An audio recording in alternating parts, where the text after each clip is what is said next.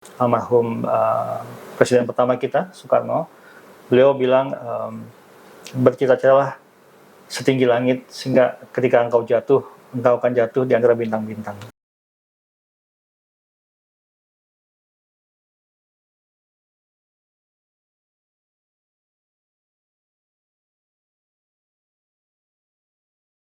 Halo Bestri, kembali lagi di podcast Fakultas Hukum Universitas Trisakti. Kembali lagi dengan saya, Muhammad Marvin Boy, dan masih saat ini saya bersama dengan Abang Andi Rahadian, SHLLM, yang pada saat ini masih sebagai Duta Besar luar biasa dan berkuasa penuh Republik Indonesia untuk Kesultanan Oman dan merangkap Republik Yaman. Oke, halo Abang, selamat datang di video selanjutnya nih Terima Abang. kasih, Marvin. 2 kali nih kita ketemu berarti. Alhamdulillah. Oke, untuk saat ini kan Abang masih sebagai Duta Besar nih Abang ya. Kira-kira untuk berangkat ke Oman kapan nih Abang? Jadi memang ada proses tahapan-tahapan yang harus dilalui, Marvin. Jadi tentunya setelah mengikuti proses fit and proper test di DPR tahun lalu, tahun 2025, tahapan berikutnya yang harus dilalui adalah memang persetujuan dari negara penerima, yaitu dalam hal ini pemerintah Oman dan juga pemerintah Yaman. Nah, setelah itu diperoleh persetujuan atau kita sebutnya agreement dari negara penerima tempat saya nanti bertugas. Langkah berikutnya adalah akan biasanya dilantik oleh Bapak Presiden di Istana Negara.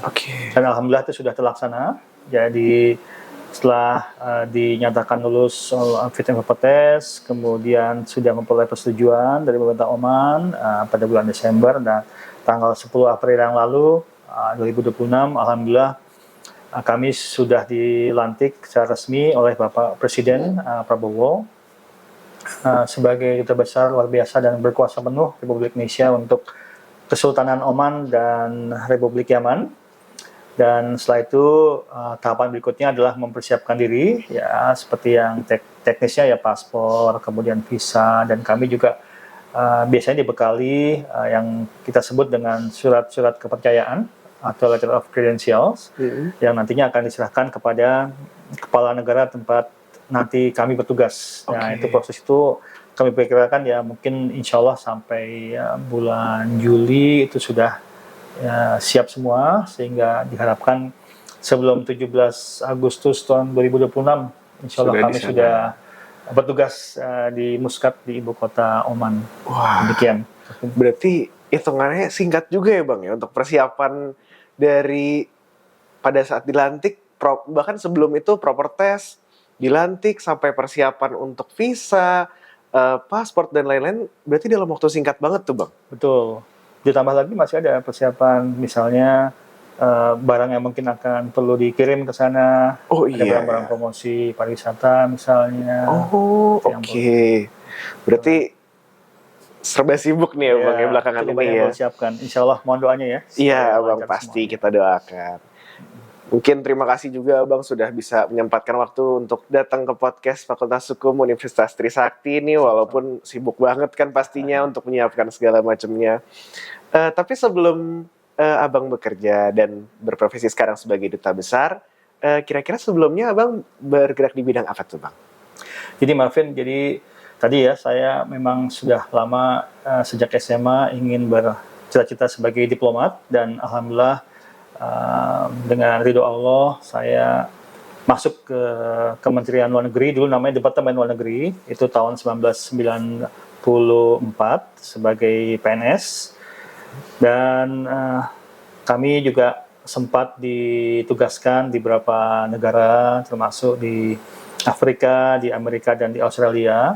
Kemudian juga kami alhamdulillah sudah pernah bertugas juga atau bersekolah, tugas belajar namanya, di Australia. Kebetulan kami mengambil S2 dengan dukungan beasiswa dari Australia, dulu namanya AusAid ya. Saya bersekolah di Monash untuk mengambil S2, Monash University, Commercial Law. Dan alhamdulillah dengan berjalannya waktu, setelah beberapa penugasan keluar dan juga di dalam, kami pernah di Direktorat Jenderal Hukum dan Perjanjian Internasional, kami pernah juga di Direktorat Multilateral Ecobank, kami juga pernah di Direktorat Jenderal Amerika dan Eropa. Wow, banyak. Kami dapat kesempatan untuk mengabdikan diri di Kementerian Pendayagunaan Aparatur Negara dan Reformasi Birokrasi sebagai asisten deputi saat ini, asisten deputi koordinasi pelaksanaan kebijakan dan evaluasi reformasi birokrasi, akuntabilitas aparatur dan pengawasan wilayah 3 di Kementerian Pan-RB. Jadi kami bergabung mulai tahun 2019 di Kementerian Pan-RB sebetulnya sebagai Kepala Biro Hukum, Komunikasi dan Informasi Publik Kementerian Pan-RB. Kemudian tahun 2022 kami beralih jabatan, dirotasi menjadi asisten deputi. Tadi itu koordinasi pelaksanaan kebijakan dan evaluasi reformasi birokrasi, akuntabilitas aparatur dan pengawasan yang kami jabat sekarang ini sampai kami diminta oleh Kementerian Luar Negeri dihubungin untuk mengikuti Fit and Proper Test pada bulan Juli tahun 2025 yang lalu. Jadi itu kurang lebih sejarahnya. Sebelumnya nih Bang, kalau Duta Besar ini kan baru nih ya. Kira-kira dari Abang sendiri, mungkin dari pekerjaan yang sekarang ataupun yang sebelumnya, tantangan apa sih Bang yang Abang rasa perlu banget untuk dipersiapkan, untuk dilewati?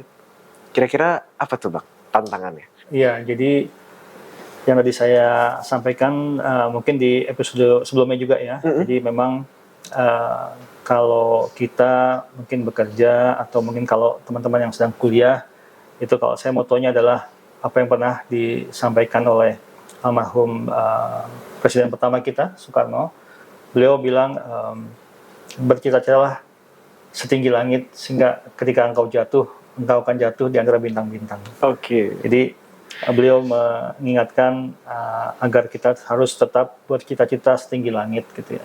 Sehingga memang saat itu sebetulnya memang dengan saya sebagai diplomat itu saya nggak terbayangkan bahwa saya memperoleh anugerah sebagai memperoleh kepercayaan, memperoleh amanah baru sebagai duta besar gitu ya. Tapi yang pasti memang dalam kita meniti karir, mungkin juga termasuk pada saat sejak kita berkuliah, kita harus mendidik diri kita untuk selalu berlaku jujur, berkepribadian baik gitu ya.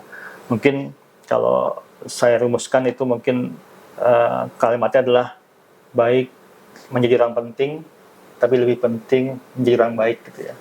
Jadi itu yang akan membawa kita. Kemudian juga networking, circle kita gitu ya. Jadi kalau misalnya kita berteman dengan 3 orang yang mungkin kurang baik gitu ya, kita akan menjadi orang keempat yang kurang baik juga gitu.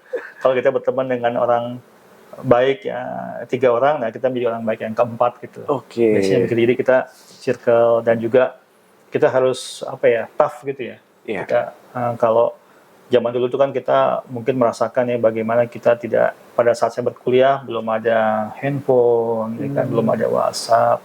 Tapi bahkan waktu itu email pun baru mulai itu ya, tapi belum luas gitu.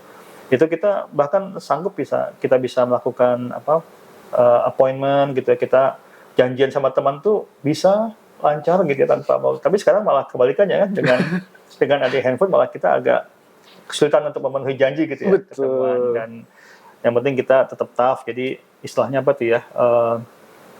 Dan tetap bisa mawas diri gitu, walaupun menerima pujian yang tinggi. Jadi istilahnya tuh dihina tidak tumbang, dipuji tidak terbang gitu ya. Kurang lebih itu ya. Jadi kita mesti itu, kemudian juga kita harus ya tetap juga ya dengan keluarga, dengan orang tua, itu kan ladang amal kita ya. Nah di situ mungkin kita ayah, ibu, dengan saudara juga kita harus tetap memiliki rasa hormat yang baik, dan bagaimana kita bisa membantu keluarga, dan juga kita kan memiliki ini nih fungsi ya, kita fungsi pribadi ya kan, sosial betul. Nah itu kita bagaimana di keluarga, tapi juga di sosial kita di masyarakat, misalnya yang paling mudah mungkin di level RT RW kita juga bisa juga punya peranan juga di situ.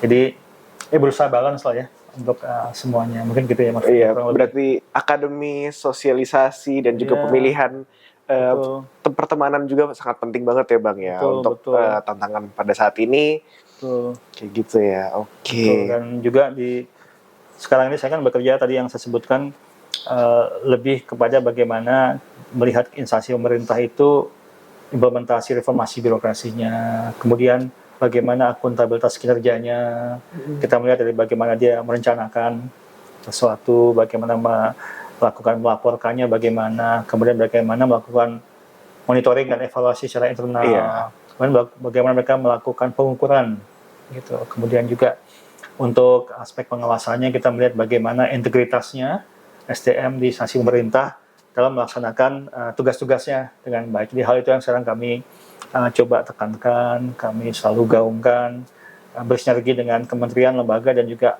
pemerintah di daerah juga. Oke. Dan Berarti masuk nggak cuma pusat aja ya? Ya, di daerah juga. Oke. Sama kalangan akademisi tentunya ya. Oke. Nah, kira-kira nih Bang, sekarang kan Abang sudah menjabat sebagai duta besar. Kira-kira kalau misalnya teman-teman mahasiswa di sini ada yang bercita-cita untuk jadi duta besar atau jadi diplomat, kira-kira ada tips nggak nih Bang dari Abang untuk membuat mereka mungkin mempersiapkannya lebih mudah, lebih punya poin-poin yang ingin dicapai terlebih dahulu untuk bisa menggapai cita-citanya sebagai diplomat atau duta besar nih. Boleh nih Abang kira-kira berbagi tipsnya? Oke. Jadi memang tentunya yang pertama mahasiswa-mahasiswa, teman-teman yang tertarik untuk misalnya menjadi diplomat atau bekerja di Kementerian Luar Negeri, tentunya pasti perlu ada rasa keingintahuan atau keinginan untuk memahami masalah-masalah internasional atau dunia diplomasi misalnya. Baik, kalau sekarang kan lebih mudah ya kalau mencari berita dari sosial media, dari media cetak mungkin yang sudah berkurang tapi tetap ada sekarang, kemudian juga media online itu, dan juga harus ada kemampuan untuk menyaring berita. Sekarang ini melalui hoax atau melalui AI itu sangat-sangat mengaburkan mana berita yang asli, mana yang bisa dipercaya, dan mana yang hoax atau hanya sekedar membentuk opini publik. Nah, itu mahasiswa juga tidak mudah terpengaruh, tapi selalu melakukan cross check, final check juga apakah betul ini berita bisa dipercaya, apalagi kalau di dunia internasional, dunia diplomasi ya, itu tingkat trust-nya itu cukup tinggi sehingga hubungan antar negara harus berdasarkan rasa saling percaya. Gitu. Kemudian juga yang berikutnya mungkin harus menyiapkan diri untuk misalnya memahami atau bisa menguasai bahasa asing atau bahasa PBB ya. Bahasa PBB itu ada 6 bahasa PBB yang dikuasai, ada bahasa Arab, bahasa Rusia, bahasa Cina, bahasa Inggris misalnya, bahasa Perancis, bahasa Spanyol, itu harus dikuasai. Tentunya penguasaan bukan dalam arti yang sekedar pasif ya, tapi juga aktif, secara aktif, bisa menulis, bisa membaca dalam bahasa itu. Kemudian juga harus memiliki mungkin jiwa berteman dengan bangsa lain misalnya, kalau kita tugaskan, dan juga bersifat adaptif. Karena kan kalau kita tugaskan misalnya nanti insya Allah masuk gitu ya, Kementerian Luar Negeri pada saat penugasan, kita harus bisa beradaptasi dengan cuaca yang berbeda misalnya, dengan lingkungan yang berbeda, kemudian juga dari bahasa yang beda, budaya yang beda, gitu kan. Kita harus siap, mungkin juga di situ mungkin karakternya juga berbeda bangsanya. Kita harus jadi istilahnya di mana ada ini kita di mana langit bumi dipijak gitu ya Mas Lo ya. Nah, jadi kita harus berusaha mengenal budaya setempat gitu ya, supaya kita mudah diterima dengan baik pada saat kita bekerja di luar. Kemudian juga tentunya kita harus bisa menguasai kalau ada keterampilan gitu ya, kita memiliki seni, musik, atau punya keterampilan lain yang mendukung kita. Dan juga tentunya tadi itu, kalau punya pengalaman berorganisasi itu akan sangat mendukung. Karena biasanya kita kan banyak bernegosiasi segala macam. Kemudian juga mungkin jurusannya yang dipilih. Kalau ini supaya sesuai. Kalau memang keinginannya menjadi diplomat, mungkin bisa melihat di website Kemlu misalnya, atau pada saat penerimaan ASN itu ada beberapa jurusan atau formasi yang mungkin cocok dengan latar belakang pendidikannya gitu ya. Dan juga yang pasti juga tadi yang saya sampaikan dalam beberapa episode sebelumnya juga tidak mudah menyerah, kemudian mau di comfort zone, kemudian tetap selalu mau belajar hal-hal baru. Jangan takut dengan hal yang sifatnya rutin. Karena itu justru di mana kita dengan tekun itu kita insya Allah dapat sesuatu ya. Berteman dengan siapa saja, ya banyak belajar. Mungkin itu ya. Atau mungkin juga ikut ini komunitas-komunitas internasional seperti dengan teman-teman yang membentuk komunitas pelajar UN misalnya.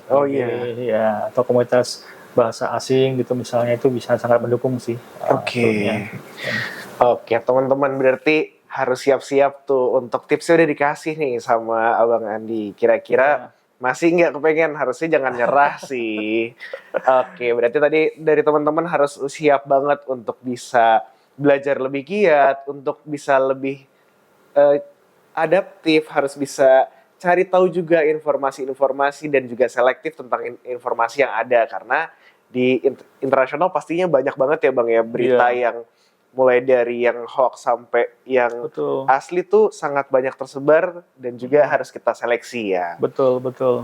Terus untuk meningkatkan karir nih Bang, kira-kira menurut Abang perlu nggak sih untuk kita bisa melanjutkan pembelajaran kita mungkin ke jenjang yang lebih tinggi, yaitu mungkin magister ataupun doktor?